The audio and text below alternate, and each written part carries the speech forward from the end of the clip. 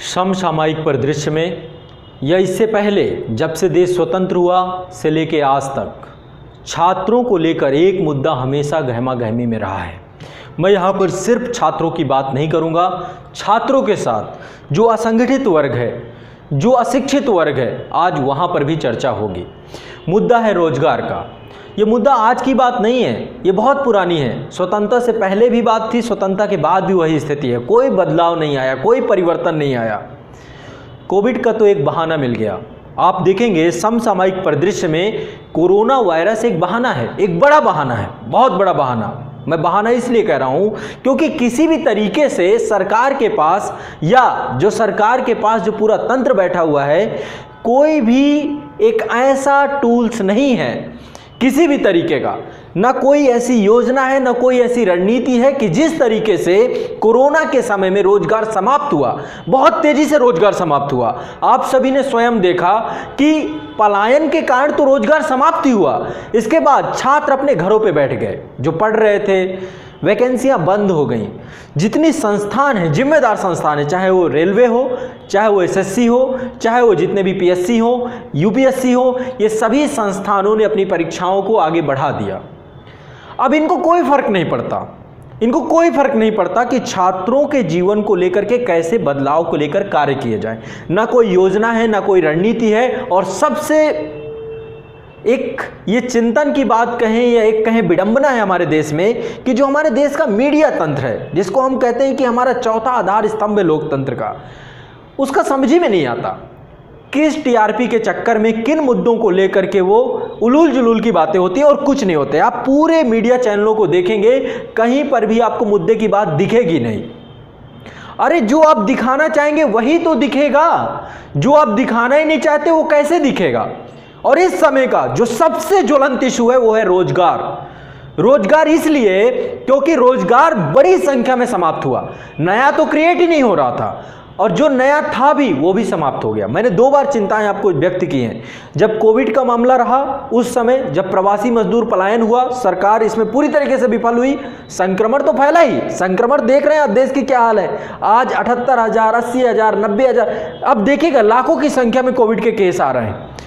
इसको लेकर कोई प्लानिंग नहीं है। दूसरा, जो छात्रों के साथ हो रहा है, ये एक बहुत बड़ा इशू है। आप नई नई संस्थाएं बनाइए, कोई दिक्कत नहीं है। आप एनटीए बनाइए, एनआरए बनाइए, आप जो है सीईटी बनाइए, सब कुछ बनाइए, लेकिन आप ये बताइए कि जो पेंडिंग एग्जाम हैं, जो पेंडिंग एग्जाम जितने परीक्षाओं के आपने फॉर्म भरवा लिए हैं या जो बच्चे तैयारी कर रहे हैं, आप बता दीजिए, या तो बंद कर दिया जाए या फिर उनको लेकर के आपकी क्या रणनीति है। इसको लेकर सरकार का कोई प्रवक्ता नहीं है, कोई आकर सामने आके कहने वाला नहीं कि भाई हम ये करने वाले हैं, ये करने वाले हैं। यहां पे लाखों की संख्या में छात्रों की उम्र निकल रही है, एग्जाम नहीं आ रहे हैं, बहुत सारे एग्जाम है, बहुत सारी कतार है। एनटीपीसी रेलवे की बात है, उसमें तो बड़ा अजीब है। आपने करोड़ों रुपए का रेवेन्यू जनरेट कर लिया, अब आपके पास इतनी क्षमता नहीं कि आप समय से एग्जाम कंडक्ट करा पाए। एमपी में भी जो पुलिस की भर्ती को लेकर के पूरा का पूरा करप्शन चल रहा है, वो अलग मामला है। जितने पीएससी हैं, और मैं एक चीज और आपको मजे की बात बताऊं, एक चलो एग्जाम हो रहे हैं, जो एग्जाम होते भी हैं, एग्जाम होने के बाद जो इशू है पूरा क्रिएट होता है, पहला इशू क्रिएट होता है, पेपर में क्वेश्चन गलत आते हैं। ये किसकी जिम्मेदारी है? आप करोड़ों रुपए का रेवेन्यू ले रहे हैं, आप 100 क्वेश्चन सही नहीं बना सकते हैं? यहां पे कौन भ्रष्टाचार कर रहा है? आप क्वेश्चन सही बना नहीं सकते, समय से पेपर ले नहीं सकते हैं, पेपर लीक की दूसरी समस्या है, भ्रष्टाचार तीसरी समस्या है। यानी कि प्रीलिम्स के बाद फाइनल रिजल्ट आते आते क्या स्थिति बना दे रहे हैं बच्चों की। न्यूज़पेपर पे आपने क्या कर दिया, न्यूज़पेपर पे लीक कर दिया खबरें कि भाई लेखपाल की वैकेंसी आने वाली है, कब आने वाली है, कहां आने वाली है, आपने कोई खबर नहीं बनाई। तो आप करना क्या चाहते हैं? शिक्षा तंत्र और युवाओं को लेकर क्या योजना है? इस देश को इसी तरीके से चलाया जाएगा? क्या यही सही रास्ता है? या तो आप बता दीजिए कि भाई एंटरप्रेन्योर कल्चर, देखिए भारत में थोड़ा सा विडंबना भी है। मैं हमेशा कहता हूं कि रोजगार सृजन जो है वो एंटरप्रेन्योरशिप कल्चर से ही आएगा। यदि आप रोजगार क्रिएटर बनेंगे तो ज्यादा बेहतर होगा, यदि आप रोजगार की डिमांड पे जाएंगे। लेकिन फिर भी आपने जो संस्थाएं बना रखी हैं और इस संस्थाओं ने, यदि ये समय से कुछ नहीं चाहिए हमसे, आप सिर्फ समय से एग्जाम कंडक्ट कराइए, यही सब आप सबसे बड़ी आपका सबसे बड़ा हमारे लिए योगदान है। समय से एग्जाम कंडक्ट हो, पेपर एक भी क्वेश्चन गलत ना हो, ये सुप्रीम कोर्ट हाई कोर्ट का चक्कर बंद हो, जो चीजें हो टाइम से हो, है ना, तो अनिश्चितताएं खत्म हो जाएंगी। छात्र सिर्फ एक चीज चाहता है कि अनिश्चितता का वातावरण खत्म हो, जो भी कार्य है वो समय से हो, निर्धारित समय में हो, बस इतनी छोटी सी बात है। क्या सरकार ये सुनिश्चित नहीं कर सकती? करोड़ों रुपए का फंड आप लोगों को बच्चों के माध्यम से पहुंचता है, जब आप विभिन्न वैकेंसी निकालते हैं, और करोड़ों रुपए का फंड तो पहुंचता है, इसके बाद आप भी करोड़ों का फंड जारी करते हैं, वो पैसा जा कहां रहा है आखिरकार? क्यों सही एग्जाम पेपर सेट नहीं हो रहे हैं?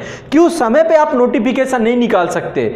आयोगों के जो प्रवक्ता हैं कर क्या रहे हैं? आप आकर के एक बार एड्रेस नहीं कर सकते छात्रों को कि भाई ये एग्जाम है, ये आयोग है, कौन से एग्जाम के रिजल्ट कितने लंबे लंबे। मैं आपको समीक्षा अधिकारी की बात करूं, यूपी का समीक्षा अधिकारी 2016, क्या हालत है उस एग्जाम की? आज हो रहा है, कल हो रहा है, आज हो रहा है, कल हो रहा है। 2016 बच्चे की एज की क्या हालत होगी, इसको लेकर सोचा गया है? एनटीपीसी एग्जाम को लेकर कोई आपकी तैयारी नहीं है। एसएससी का जो सीजीएल एग्जाम है उसके मतलब आप फाइनल रिजल्ट तक आने ही नहीं चाहते। तो ऐसी कंडीशन ये देश के लिए सही नहीं है। आप क्या आत्मनिर्भर बनाएंगे? बच्चा जब पहले से ही मानसिक तौर पे विकलांग हो जाएगा, और मानसिक तौर पे विकलांग आपकी नीतियों के कारण हो रहा है। यदि आप इस चीज को नहीं समझेंगे तो स्थिति बहुत भयावह हो जाएगी। 1975 की याद होगी, देश में छात्र आंदोलन हुआ था, और छात्र आंदोलन में सत्ता परिवर्तन से लेकर सब कुछ हुआ। यदि आप छात्रों को लेकर कोई ध्यान नहीं देंगे, कोई वैकेंसी नहीं आएगी, करप्शन पे करप्शन होगा, भ्रष्टाचार के भेंट सब कुछ चढ़ता चला जाएगा, तो ऐसे में क्या रिजल्ट निकलेगा? कुछ नहीं। तो जरूरी है कि इस समय एक मूवमेंट चलाया जाए, बड़ी संख्या में छात्र और जितने भी जो है शिक्षक हैं, जितने चैनल्स हैं, सोशल मीडिया प्लेटफॉर्म का प्रयोग किया जाए, चाहे वो ट्विटर हो। और ये मूवमेंट ऐसा ना हो, हमें फिजिकली नहीं करना, हम डिजिटली करें ये काम।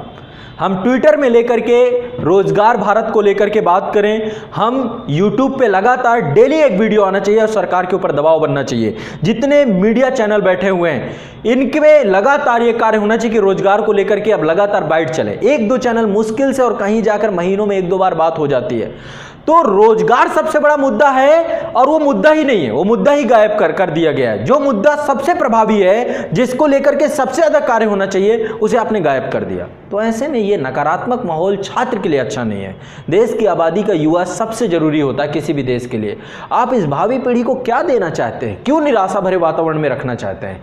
तो ऐसे में पढ़ाई और शिक्षा बच्चा कर रहा है, खूब मेहनत कर रहा है, खूब परिश्रम कर रहा है, लेकिन अनिश्चितता का वातावरण उसके परिश्रम को धूमिल कर देता है। और इस चीज़ को सरकार को समझना बहुत ज़रूरी है। आप ही के हाथ में तो सब कुछ है। 5 साल के लिए आप ही को इसीलिए तो भेजा जाता है। यदि आप इस नीति पे काम नहीं करेंगे तो फिर करेगा कौन?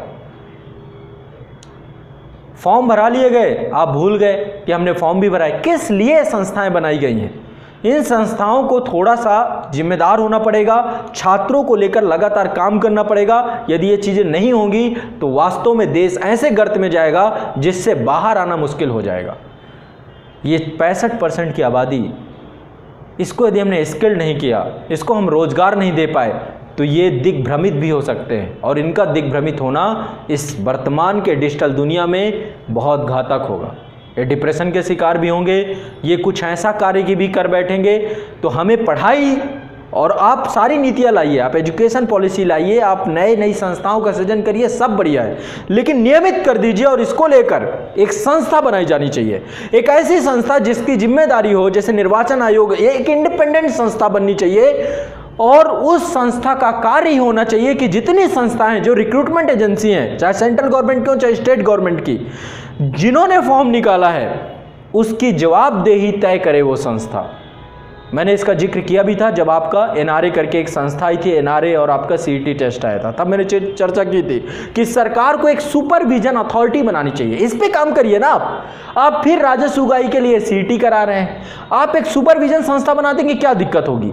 ये सभी जितनी संस्थाएं हैं जो रिक्रूटमेंट करती हैं, जितने भी इंडिपेंडेंट आयोग हैं, ये सभी आयोगों की जिम्मेदारी होगी कि समय से कैलेंडर क्यों नहीं जा रहा। कोई आपने एग्जाम लिया, उसकी अवधि ये होनी चाहिए, आप क्यों एग्जाम नहीं ले रहे हैं, आपने गलत क्वेश्चन पेपर किया तो क्यों किया। तो सरकार के ऊपर अब ये दबाव बनना चाहिए कि एक बिल आए जिस बिल में ऐसी संस्था का निर्माण हो जो संस्था इन सभी संस्थाओं के ऊपर, जो रिक्रूटमेंट एजेंसी हैं, इनके ऊपर एक क्या करे, सुपरविजन की बॉडी बने। ये संस्था बननी चाहिए और इसको लेकर एक व्यापक मूवमेंट होना चाहिए, चाहे वो आपका यूट्यूब में हो, चाहे वो आपका ट्विटर में हो, सोशल मीडिया में फैल जाइए। कोविड में हमें कहीं जाने की जरूरत नहीं है, बस सोशल मीडिया में प्रतिदिन यही चर्चा हो और लगातार हो। ये मीडिया चैनल वाले करें ना करें, करने लग जाएंगे। हमारी बात सरकार तक पहुंचाने का सबसे आसान तरीका है ट्विटर, और इसके माध्यम से लगातार यदि पूरे देश के युवा शक्ति एक साथ आ जाए और आ करके इस पे काम करें और सरकार के ऊपर ये दबाव बनाएं कि एक हमें सुपरविजन अथॉरिटी चाहिए जिसकी कार्य होगा वो छात्रों के प्रति जवाबदेह होगी और उसके प्रति जवाबदेह सारी संस्थाएं होंगी जितनी रिक्रूटमेंट एजेंसी हैं, तो ऐसी संस्था बने, तब जाके देश का निर्माण होगा, देश के भविष्य का निर्माण होगा।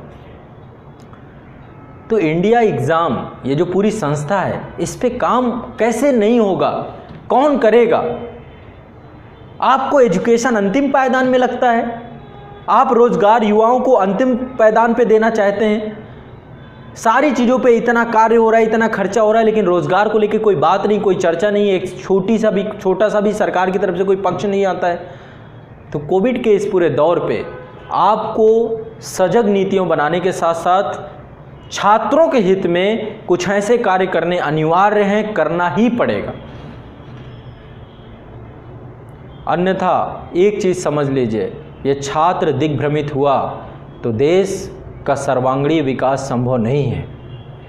इसलिए इस देश के सर्वांगीण विकास के लिए इन छात्रों को, इन युवाओं को सकारात्मकता के साथ साथ इनके जीवन में वो क्रांति लानी है ताकि ये अपने जीवन में कुछ भी कर जाएं।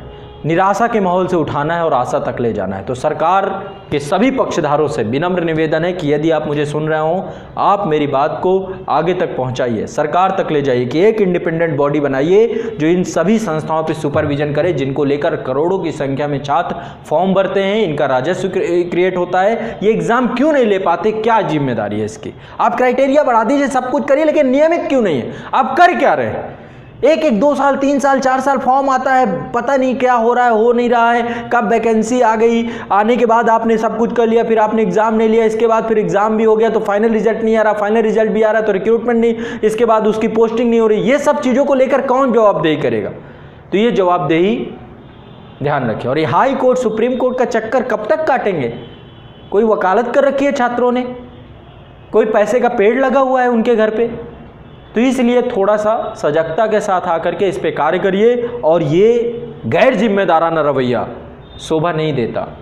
एक सशक्त देश और एक युवा देश की नाते हम इतनी बड़ी बातें करते हैं, हमें लगता है कि देश को हम इस दिशा में ले जाएंगे, इस दिशा में ले जाएंगे, और यहाँ पे मुद्दा रोजगार है ही नहीं, हम जॉब क्रिएशन की बात ही नहीं कर रहे हैं। तो क्या होगा इस देश का? कुछ नहीं होगा, हम गर्त में गिर जाएंगे।